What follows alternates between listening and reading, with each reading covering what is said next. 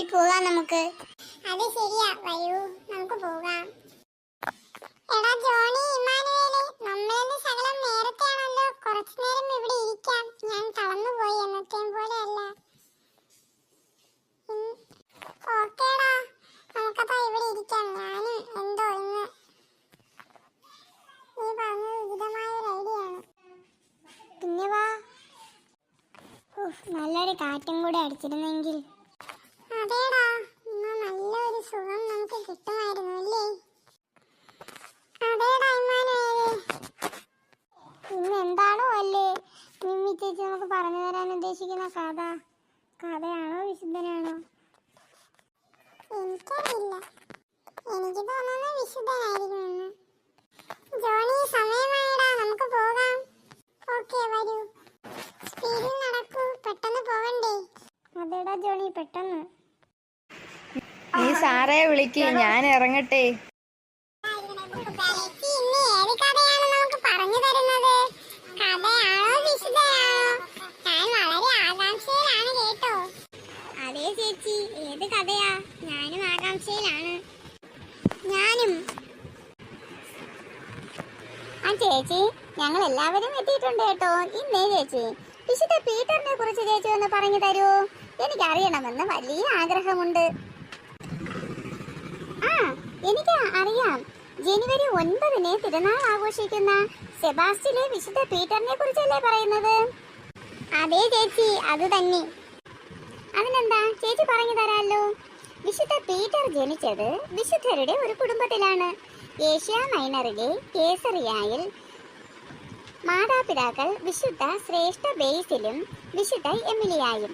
സഭാപിതാവായി അറിയപ്പെടുന്ന വിശുദ്ധ ബേസിലും വേദപാരംഗതനായ ഗ്രിഗറി നസിയാൻസനും സഹോദരി മക്രീനായും വിശുദ്ധരുടെ ഗണത്തിൽപ്പെട്ടവരാണ്.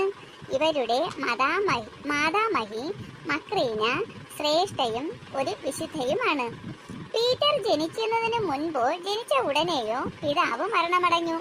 പീറ്ററിന്റെ സഹോദരി മക്രീനായാണ് അദ്ദേഹത്തെ വളർത്തിക്കൊണ്ടുവന്നതും ഭക്തിയാഭ്യാസങ്ങൾ പഠിപ്പിച്ചതും. ലൗകിക വിജ്ഞാനത്തോട് അദ്ദേഹത്തിന് അഭിനിവേശം ഇല്ലായിരുന്നു. പ്രത്യുത പരിപൂർണമായ ദൈവസ്നേഹം നേടിയെടുക്കാനായിരുന്നു പീറ്ററിന് താല്പര്യം. വിശുദ്ധ എമിലിയ 2 സന്യാസ ആശ്രമങ്ങൾ സ്ഥാപിച്ചിരുന്നു. ആദ്യത്തേത് പുരുഷന്മാർക്ക് വേണ്ടി, അത് ബേസിലിന്റെ കീഴിൽ പ്രവർത്തിച്ചിരുന്നു. രണ്ടാമത്തേത് മക്രീനായുടെ കീഴിൽ സ്ത്രീകൾക്ക് വേണ്ടിയായിരുന്നു. വിശുദ്ധ ബേസിലിന്റെ ആശ്രമത്തിൽ പീറ്റർ അഭയം തേടി. വിശുദ്ധ ബേസിൽ വൈദിക പട്ടം സ്വീകരിച്ച് ആര്യൻ പാഷാണ്ഡതയ്ക്കെതിരെ സമരം ചെയ്യാൻ പോയപ്പോൾ ആശ്രമത്തിന്റെ ശ്രേഷ്ഠ സ്ഥാനം പീറ്റർ ഏറ്റെടുത്തു. ആ ജോലി അദ്ദേഹം വളരെ ഭംഗിയായി നിർവഹിച്ചു. അക്കാലത്ത് പോന്തസിലും കപ്പദോച്ചിയായാലും അതിഭയങ്കരമായ ക്ഷാമമുണ്ടായി. പീറ്റർ അപ്പോൾ ഉണർന്ന് പ്രവർത്തിച്ചു. കാരുണ്യ പ്രവൃത്തികൾ വഴി ദരിദ്രരെ സഹായിച്ചു കൊണ്ടിരുന്നു.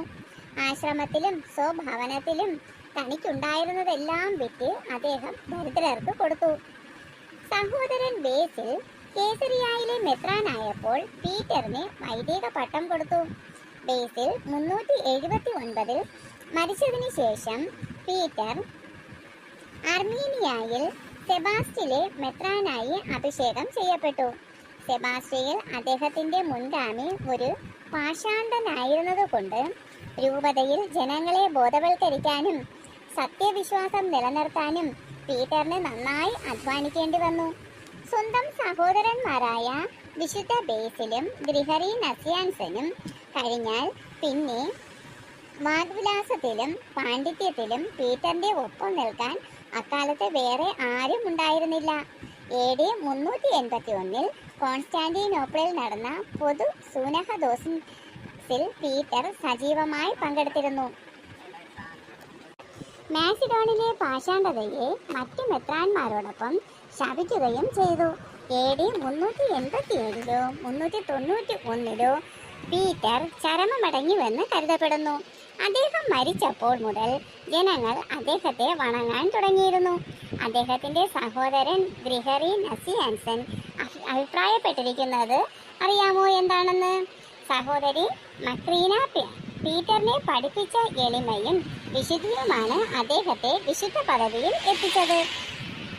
വിചിന്തനം: ക്രിസ്തു മതത്തിൽ ജീവിക്കുന്നതിന് വേണ്ടി സഹോദരൻ ബേസിലിനെ പോലെ പീറ്റർ തനിക്കും ലോകത്തിനുമായി മരിച്ചു.